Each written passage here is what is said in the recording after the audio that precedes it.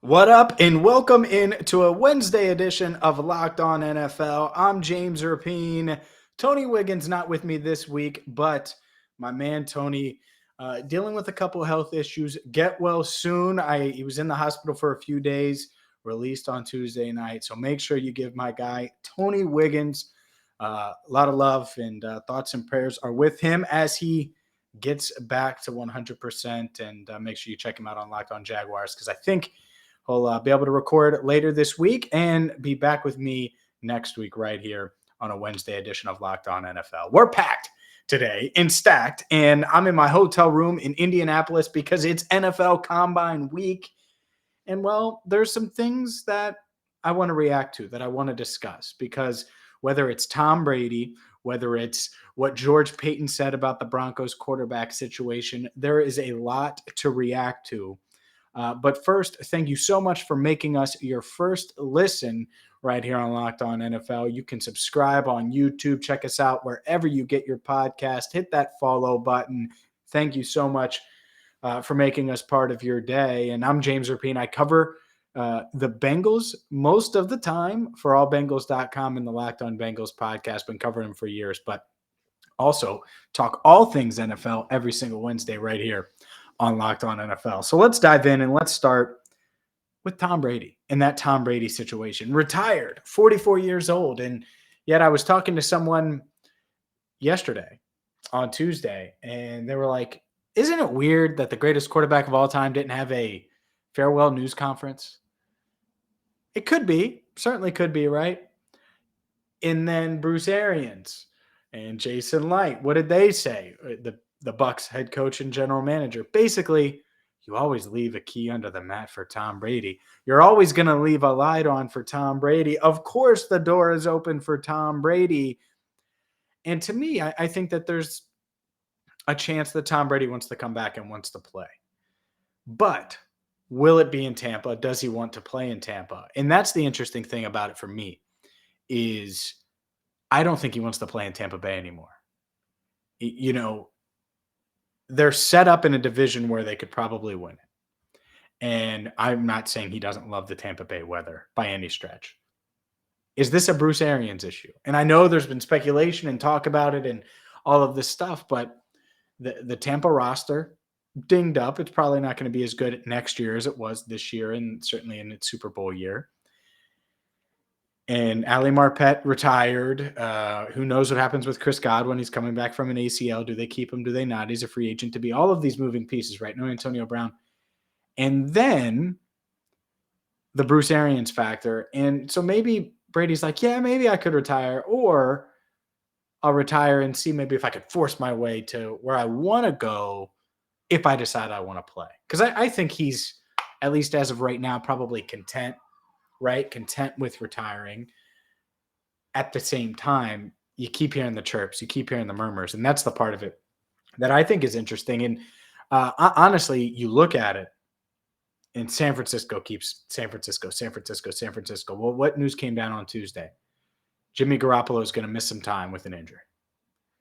And Jimmy Garoppolo had to have a procedure. And it's like, oh my goodness. Well, that's the trade here, ladies and gentlemen. If there's a trade to be had, it's that one. All right, Bruce Arians, you get Jimmy Garoppolo. San Francisco 49ers, you get Tom Brady for a year, plus you give Tampa Bay a pick in return. Jimmy G and a pick for Tom Brady. And could you imagine?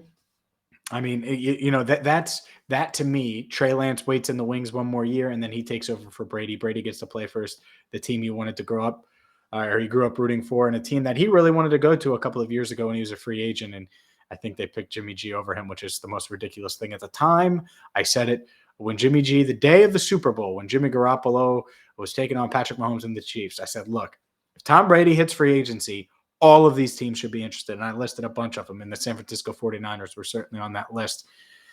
It's quite an interesting topic, right? Could Tom Brady do that? I say so. Bruce Arians didn't. He said that's bad business. We're not in that market. Bruce Arians also said no to Antonio Brown, and he played there for a season and a half and caught a touchdown in the Super Bowl for the Buccaneers. So to me, I can't necessarily trust everything Bruce Arians says. He's emotional.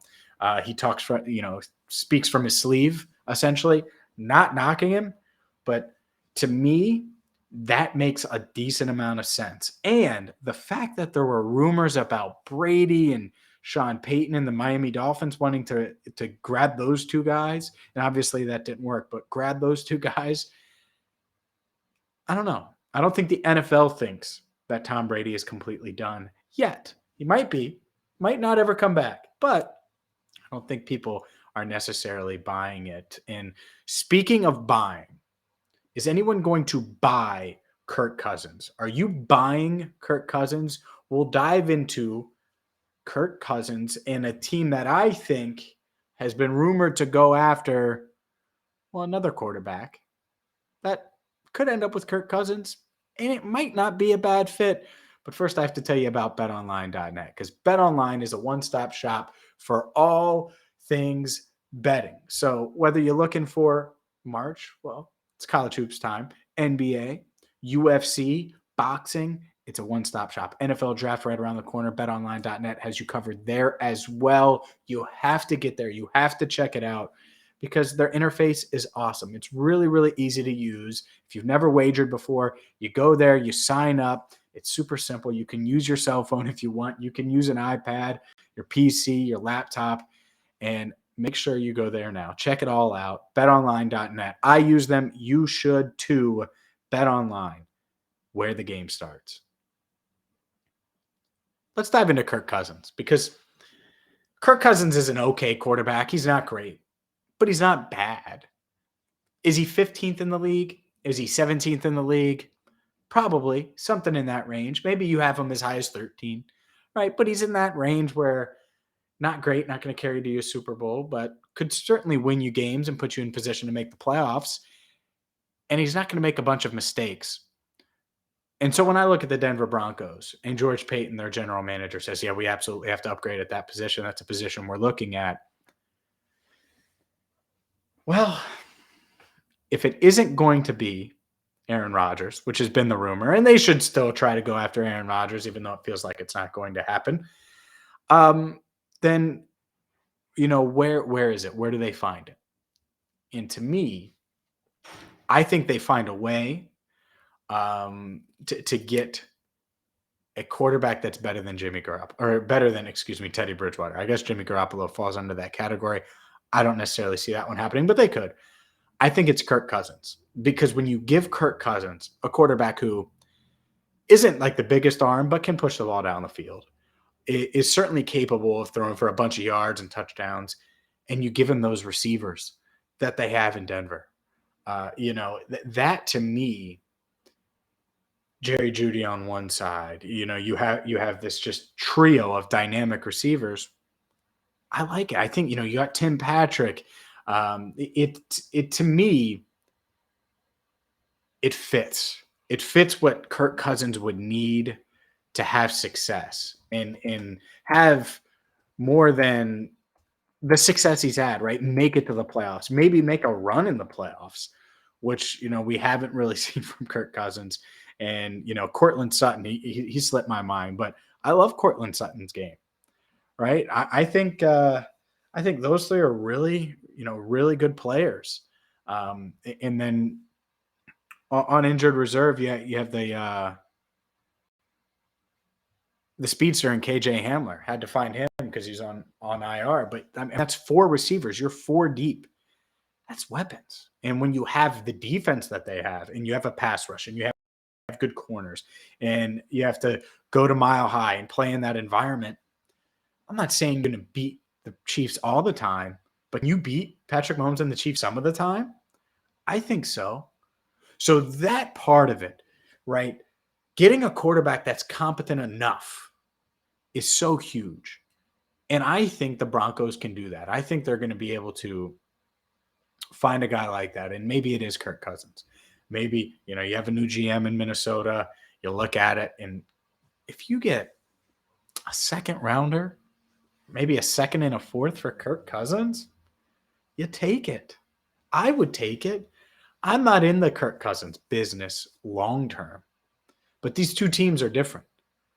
One team it kind of tried to hold on to this playoff mindset, and they just weren't a playoff team really anymore. This other team has built, and they have everything but the quarterback. And I get it. Kirk Cousins could be underwhelming to some Broncos fans. Totally understand, would be underwhelming for a lot. But is he better than what you've had? Can he get you closer to where you want to go? And the answer is probably yes, right? Kirk Cousins can go on the road and outplay Derek Carr. Kirk Cousins can go maybe not toe-to-toe with Patrick Mahomes, even with those weapons, but he can put up numbers. And so you didn't have that before. So that to me could be like a fail-safe for the Broncos. Let's say they don't want to get in the Watson sweepstakes, right? Which I'm going to talk about in a minute here because I think there's a little bit there. Let's say they don't, because I think he's going to get traded, by the way. But I'll dive into it in a second. It's a hot take by me, by the way. But to me, if you don't get Watson, you can't get Rodgers. Jimmy G could be on the market. And then what? Kirk Cousins. Kirk Cousins is an option. Unless you wanted to take a flyer on Sam Darnold or something in the Panthers if they trade for Deshaun Watson, right? So that's it. And I think it would be a pretty good fit. As far as the Vikings, try to draft a quarterback. It's a bad quarterback class. Okay. But what if you can get the best one? What if you could get Willis, who is electric? What if you could get a Desmond Ridder? So that's the other part of this to certainly take into consideration. I do want to talk about Deshaun Watson. And then I'm going to talk about the team I cover in the Bengals because they were in the Super Bowl and they have a clear need. And to me, I think they absolutely have to address that need, and we'll do that. But first, real quick, Deshaun Watson, he's going to have to figure out all the off-the-field stuff, and that's not what I'm going to cover today because you can't do it in the time that I'm allotting here, and I'm not trying to be disrespectful to the alleged victims or anything like that. If he gets past that from a legal standpoint, okay, Deshaun Watson's going to have a huge market. And Deshaun Watson's going to be one of the best quarterbacks in the NFL on paper. Don't forget that. I'm certainly not going to forget that and be a prisoner from a football standpoint of not seeing him last year. I know how good Deshaun Watson is. And so that's an option. If I'm the Broncos, that's an option from a football standpoint. You have to get the morality of it. And if you want to bring a guy like that into your organization, that's a separate conversation. Strictly from a football, and it's not just a football conversation. I understand that. But from a football conversation, think about all these teams that could be in the market for a quarterback, right? Of course, the Vikings would be in. Of course, the Browns would be interested. Of course, the Steelers would be interested. Of course, Washington, the Commanders would be interested. Of course, the Dolphins. Of course, the Panthers, the Broncos. The list goes on and on and on. But how many of those teams are going to be able to get to the football part and get past everything that we've heard off the field about him and that he's accused of off the field, even if he settles the lawsuits and the civil cases and everything? And that number is going to shrink. And then how many of those teams are willing to give Houston what they want in return for him? And then the number shrinks more. And to me, from a football standpoint, and you hear it, it was buzzing around today in Indianapolis. People think Deshaun Watson from a football, he's going to be great again. And so some team is going to end up giving up a lot for him. And not just the first. I don't think that. There could be different provisions in the trade to make sure playing time and all of those things. But I think it's going to be multiple ones. I think it's going to be a haul. I think Nick Caserio of the Texans might just pull this off after taking the job and being put in a near impossible situation. We'll see if the Texans can get back the plethora of picks and assets that they would want in exchange for Deshaun Watson.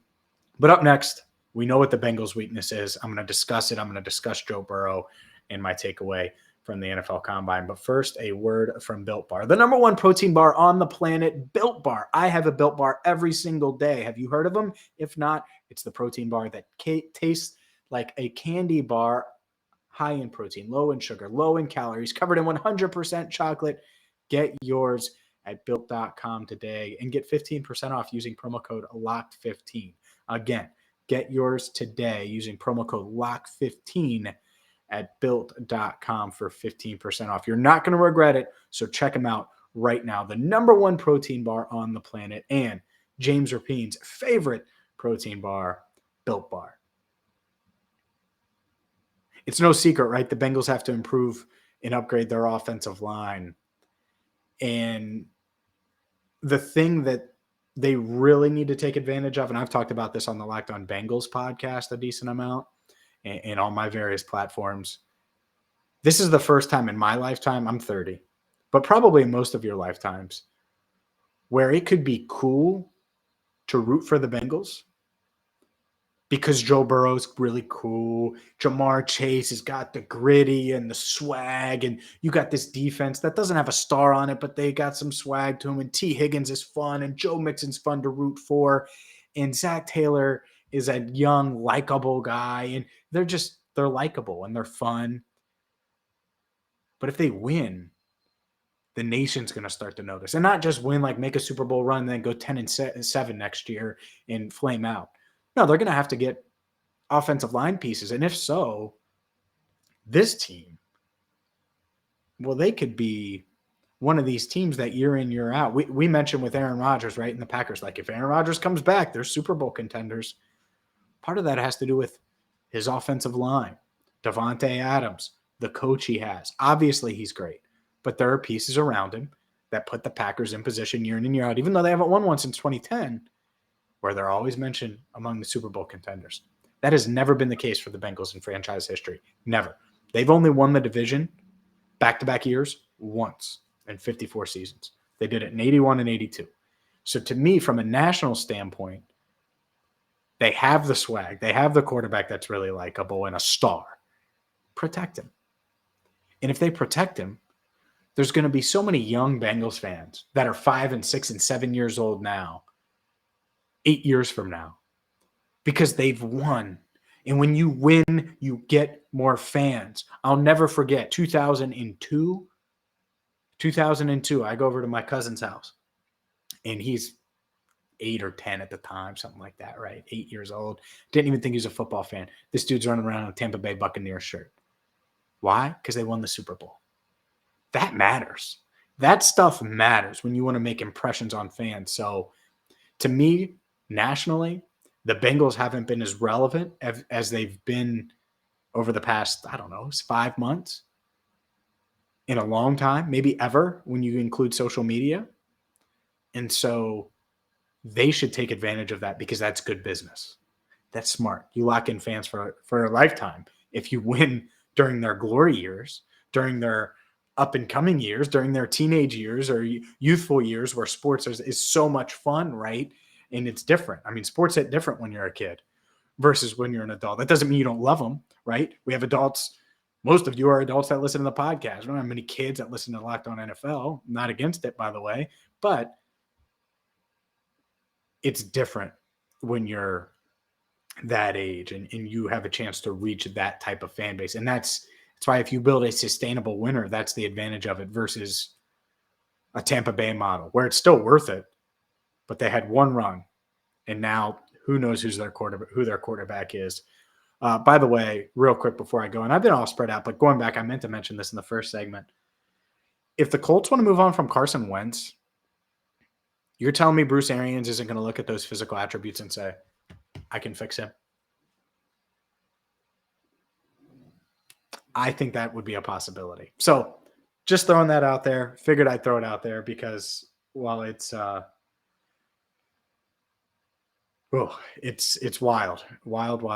But make sure you check out Locked On NFL and make us your first listen each and every day. Also, make sure you check out Locked On NFL Draft because they're going to have the latest and greatest draft news for you. A little shorter show today, a little abbreviated. It's the Combine. We're going to have more from the NFL Combine on Thursday's show. And Tony Wiggins and I will be back next week right here on a Wednesday edition of Locked On NFL. So for Tony Wiggins, I'm James Rapien signing off for now right here on Locked On NFL.